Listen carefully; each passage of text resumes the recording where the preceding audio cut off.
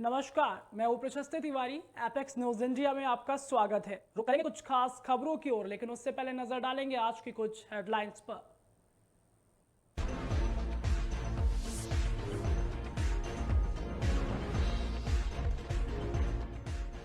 संजय सिंह की गिरफ्तारी पर कांग्रेस ने आप पर कसा तंज, कहा पंजाब में आप भी हमारे नेताओं के साथ यही कर रहे। यूनिवर्सल पिक्चर्स पर्दे पर लाएगी मार्टिन लूथर किंग जूनियर की कहानी, क्रिस रॉक होंगे निर्देशक।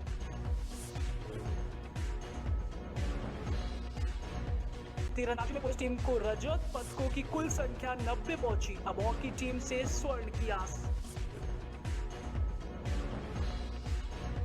राष्ट्रपति पुतिन की पश्चिमी देशों को चेतावनी, कहा भारत को रूस से दूर करने का प्रयास निरर्थक।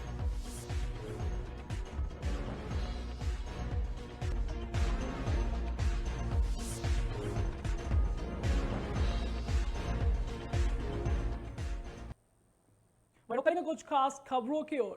आयकर विभाग ने चेन्नई में जीएम के सांसद और पूर्व केंद्रीय मंत्री एस जगत रक्षकन के परिसरों पर अपनी तलाशी जारी रखी है। बता दें कि इस तलाशी अभियान के दौरान जीएम के सांसद अपने आवास में ही मौजूद हैं।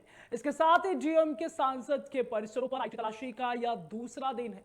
आपको बता दें कि गुरुवार को आयकर विभाग ने पूर्व केंद्रीय मंत्री से जुड़े 40 से अधिक ठिकानों पर तलाशी ली। इसके साथ ही आईटी ऑपरेशन के दौरान कांचीपुरम के देवरिया बक्कम और एलारन वेलेरू इलाकों में चल रही 2 शराब के भट्टियों और कांचीपुरम के वालाजाबाद में जीएम के सांसद के चचेरे भाई के घर की भी तलाशी ली गई। वहीं चेन्नई के क्रोमपेट में बालाजी और रिले अस्पतालों में भी तलाशी ली गई। बता दें कि इन अस्पतालों का स्वामित्व जीएम के सांसद एस जगत रक्षकन के पास है। इसके साथ ही जगत रक्षकन मौजूदा लोकसभा के सदस्य हैं और 2019 के संसदीय चुनाव में अरुणुक्कम लोकसभा सीट से चुने गए थे। इस बीच डीएम के प्रवक्ता टीकेएस सैलंगोवन ने भाजपा पर बदले की राजनीति में शामिल होने का आरोप लगाया है।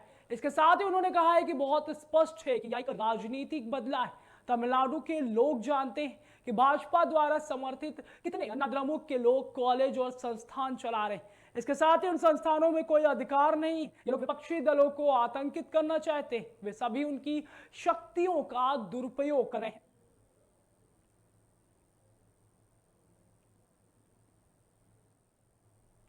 चुनाव आयोग आज यानी 6 अक्टूबर को एनसीपी के इलेक्शन सिंबल के अधिकार पर सुनवाई करने जा रहा है। कमीशन ने शरद और अजीत दोनों गुटों को पर्सनल सुनवाई के लिए बुलाया। ये दोनों ही गुट पार्टी पर अपना अपना दावा कर रहे हैं। उधर शरद पवार ने गुरुवार को दिल्ली में कहा है कि एनसीपी का चुनाव चिन्ह बदलने की कोशिश हो सकती। अगर पार्टी का चुनाव चिन्ह चला भी जाए तो कार्यकर्ताओं को चिंता करने की कोई जरूरत नहीं है। सिंबल बदलने से लोग नहीं बदलते, उन्हें पता होता है कि कौन सा बटन दबाना है। आपको बता दें कि इसी साल जुलाई में अजित पवार ने शरद पवार से बगावत कर दी थी।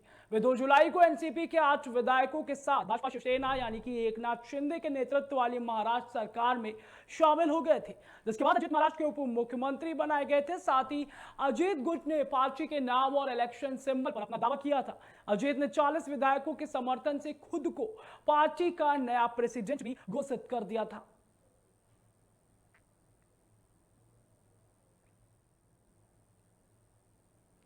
दिल्ली शराब घोटाले में आप नेता मनीष सिसोदिया की जमानत याचिका पर सुप्रीम कोर्ट में सुनवाई हुई है। इस दौरान कोर्ट ने ईडी से कई सवाल किए। बताने की लंबी दलीलों के बाद कोर्ट ने मामले की सुनवाई को टाल दिया। अब इस पर 12 अक्टूबर को सुनवाई होनी है। साथ ही दरअसल बात यह है कि मनीष सिसोदिया ने 2 याचिकाएं दाखिल की, जिनमें दिल्ली हाईकोर्ट के जमानत न देने के फैसले को चुनौती दी गई। तो वहीं वरिष्ठ वकील अभिषेक मनु सिंघवी ने मनीष सिसोदिया की ओर से पक्ष रखा है। सिंघवी ने सुप्रीम कोर्ट से कहा है कि आरोप जो है वे बेबुनियाद है और इनसे साबित होता है कि याचिकाकर्ता का इस धांधली से कोई संबंध नहीं। बताते चले कि सुप्रीम कोर्ट ने सुनवाई के दौरान प्रवर्तन निदेशालय से पूछा कि पैसे लेने का सबूत कहां है। शीर्ष अदालत ने कहा कि आप सिर्फ गवाह के बयान पर भरोसा नहीं कर सकते। सिसोदिया के खिलाफ धन के लेन देन का सबूत बताएं। जस्टिस संजीव खन्ना और जस्टिस एसवी बच्ची की पीठ ने जमानत याचिकाओं पर बहस के दूसरे दिन ईडी व सीबीआई से सिसोदिया की भूमिका को लेकर कई सवाल किए हैं।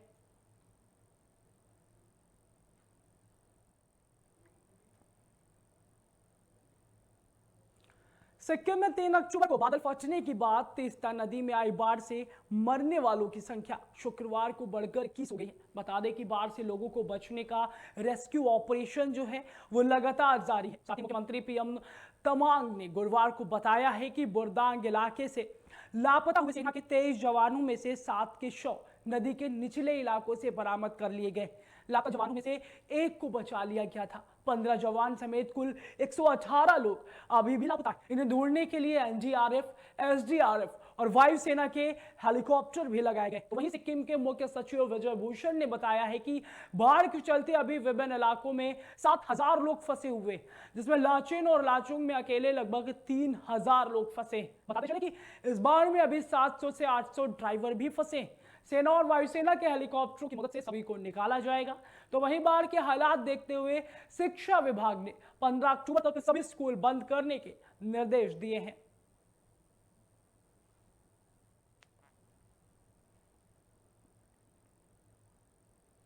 महाराष्ट्र के नांदेड़ अस्पताल में हुई मौतों का मामला अब बॉम्बे हाईकोर्ट पहुंच गया है। आज अदालत ने इस मामले में सुनवाई शुरू कर दी है। बता दें कि मरीजों की मौतों से जुड़े मामले में महाराष्ट्र सरकार की तरफ से महाधिवक्ता बीरेंद्र शराफ दलीलें पेश करेंगे। तो वहीं महाराष्ट्र में नांदेड़ के एक सरकारी अस्पताल में मरीजों की मौत का मामला और गंभीर होता जा रहा है। नांदेड़ के डॉक्टर शंकर राव चौहान सरकारी मेडिकल कॉलेज अस्पताल में 48 घंटे से भी कम समय में 31 मरीजों की मौत हो गई थी।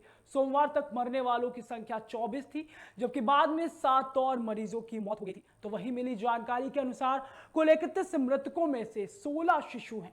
नांदेड़ अस्पताल की मौतों के मामले में महाराष्ट्र सरकार ने हाईकोर्ट में एक रिपोर्ट पेश की।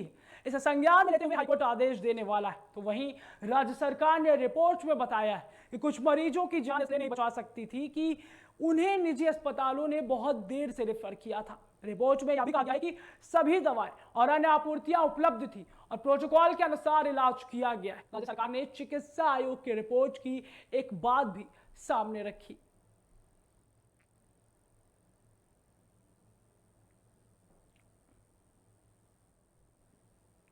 मुंबई के गोरेगांव पश्चिमी में एमजी रोड पर स्थित 7 मंजिला इमारत जय भवानी बिल्डिंग में भीषण आग लग गई। यह भीषण आग बुधवार और गुरुवार की दरमियानी रात करीब 3 बजे लगी थी। तो वहीं अग्निशमन दल ने इस आग को लेवल 2 का बताया था। मेरी जानकारी के अनुसार 7 लोगों की जान चली गई। तो वहीं 5 लोगों की हालत काफी गंभीर बताई जा रही। 35 लोग अस्पताल में भर्ती हैं और 4 लोगों को डिस्चार्ज दे दिया गया। सूचना मिलते ही फायर ब्रिगेड की करीब 10 से 12 गाड़ियां मौके पर पहुंची और 31 लोगों को सुरक्षित बाहर निकाला गया, जबकि 14 घायलों को इलाज के लिए नजदीकी अस्पताल भेज दिया गया है। फिलहाल आग पर काबू पा लिया गया और पुलिस की प्रक्रिया अभी जारी है। दरअसल यह आग मुंबई के गोरेगांव के एक बिल्डिंग में लेवल 2 में लगी। मुंबई पुलिस के मुताबिक रेस्क्यू किए गए 6 लोगों की मौत हो गई। तो वहीं 2 की हालत गंभीर बताई जा रही है। इसमें कुल 30 लोगों को बचाया गया है। इस मामले में बीएमसी अधिकारियों की ओर से बताया गया कि गुरुवार देर रात तक बिल्डिंग में आग लगने की जानकारी मिली। तो वहीं अधिकारियों ने बताया है कि आग लगने की सूचना मिलते ही उन्होंने तुरंत अपनी गाड़ियों को घटनास्थल पर भेज दिया। अधिकारियों ने बताया कि सभी घायलों का अलग अलग अस्पतालों में इलाज चल रहा है।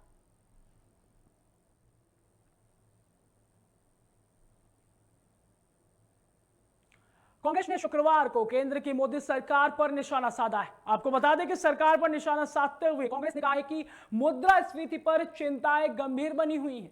इसके साथ ही पार्टी ने दावा किया कि आवश्यक वस्तुओं की कीमतों में लगातार बढ़ोतरी से करोड़ों परिवारों को परेशानियों का सामना करना पड़ रहा है। बताते चले कि कांग्रेस महासचिव जयराम रमेश ने मोदी सरकार पर ताजा हमला भारतीय रिजर्व बैंक द्वारा शुक्रवार को लगातार चौथी बार नीतिगत दर को अपरिवर्तित रखने के फैसले के बाद किया है। साथ ही रमेश ने एक्स पर एक पोस्ट में लिखा है, आरबीआई ने रेपो दर वाणिज्यिक बैंक द्वारा से उधार लेने पर ली जाने वाली ब्याज दर को 6.5% पर बनाए रखा है। इसका सीधा सा मतलब है कि मुद्रास्फीति को लेकर चिंताएं जो हैं वो गंभीर बनी हुई हैं। पूर्व केंद्रीय मंत्री ने कहा है 47 महीनों से उपभोक्ता मूल्य सूचकांक आरबीआई के अपने मध्यम अवधि के लक्ष्य 4% से काफी ऊपर बना हुआ है। अगस्त 2023 में सीपीआई 6.83% थी। उन्होंने कहा कि यह निश्चित रूप से आवश्यक वस्तुओं की कीमतों में बेरोक बढ़ोतरी से करोड़ों परिवारों को होने वाली वास्तविक कठिनाइयों को छिपाता है।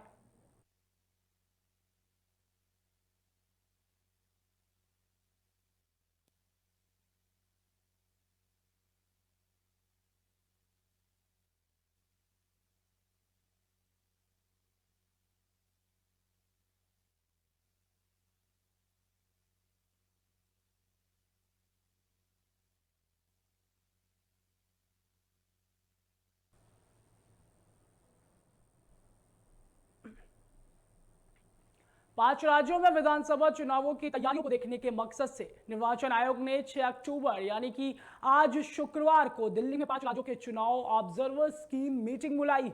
दिल्ली के कॉन्स्टिट्यूशन क्लब में यह बैठक हुई। इसमें सुरक्षा, चुनावी खर्च यानी कि एक्सपेंडिचर और जनरल ऑब्जर्वर के साथ बैठक में आयोग चुनाव मैदान में उतरे उम्मीदवारों, उनके समर्थकों, चुनाव प्रबंधकों और अन्य हितधारकों की ओर से अपनाई जा सकने वाली सभी संभावित परिस्थितियों और उनसे निपटने के उपायों पर विचार कर रणनीति बनाएगा।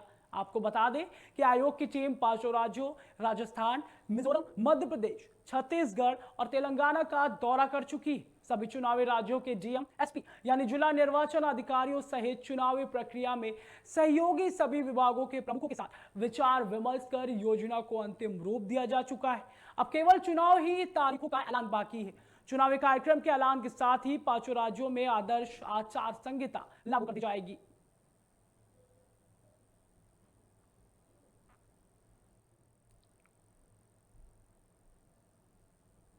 बिहार जाति सर्वे के खिलाफ दाखिल याचिकाओं पर सुप्रीम कोर्ट ने सुनवाई करते हुए किसी भी तरह की रोक लगाने से इनकार कर दिया। कोर्ट ने कहा है कि इस मामले के विस्तृत सुनवाई की जरूरत है। साथ ही यह भी कहा कि जाति सर्वे के सारे पहलुओं पर विचार करना होगा। आपको बता दें कि बीते 2 अक्टूबर को जाति सर्वे जारी होने के बाद अगले दिन 3 अक्टूबर को याचिकाकर्ता की तरफ से सुप्रीम कोर्ट से जाति आंकड़े जारी करने के मामले में हस्तक्षेप की मांग की गई थी, जिसे सुप्रीम कोर्ट ने स्वीकार करते हुए सुनवाई के लिए आज की तारीख तय की थी। इस मामले की सुनवाई जस्टिस संजीव खन्ना और एसवीएम भट्टी की बेंच ने की। तो वहीं बिहार सरकार के द्वारा जारी किए जातिगत आंकड़े के मुताबिक बिहार की कुल जनसंख्या 13.7 करोड़ में ईबीसी 37% है। इसके बाद ओबीसी 27.13%, 19% अनुसूचित जाति, 17.70% मुस्लिम समुदाय है। सर्वेक्षण में यह भी कहा गया है कि ओबीसी समूह में शामिल यादव समुदाय 14% से कुछ अधिक जनसंख्या के लिहाज से सबसे बड़ा समुदाय है।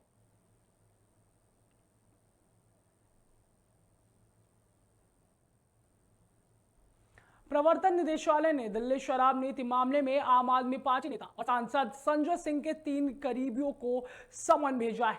इनमें विवेक त्यागी, सर्वेश मिश्रा और कंवरबीर सिंह का नाम शामिल है। तो वहीं न्यूज एजेंसी एएनआई के मुताबिक ईडी तीनों से संजय सिंह के सामने पूछताछ करेगी। आप सांसद फिलहाल 10 अक्टूबर तक ईडी की हिरासत में है। सिंह को बुधवार 4 अक्टूबर को उनके दिल्ली वाले घर से ईडी ने दिन भर की पूछताछ के बाद गिरफ्तार किया था। संजय के इन करीबियों पर आरोप लगाते हुए ईडी ने कहा है कि सर्वेश ने संजय सिंह के घर पर उनकी तरफ से 2 बार में 2 करोड़ रुपए लिए थे। तो वहीं संजय के पर्सनल असिस्टेंट विजय त्यागी को आरोपी अमित अरोड़ा की कंपनी अरालियास हॉस्पिटैलिटी के कॉमर्शियल प्रॉफिट में हिस्सा ऑफर किया गया था। ईडी इन तीनों से क्राइम और इससे हुई पूरी आय का पता लगाने सवाल जवाब करेगी। तो वहीं भाजपा प्रवक्ता सुधांशु त्रिवेदी ने संजय के करीबियों को समन भेजे जाने के बाद प्रेस कॉन्फ्रेंस की, जिसमें उन्होंने कहा है कि आम आदमी पार्टी में भ्रष्टाचार और रोज रोज नए खुलासे होना आम बात हो गई है। पॉलिसी में नीतिगत चेंज, जिसका मतलब है कि केवल संजय सिंह ही नहीं बल्कि पूरी पार्टी दोषी है।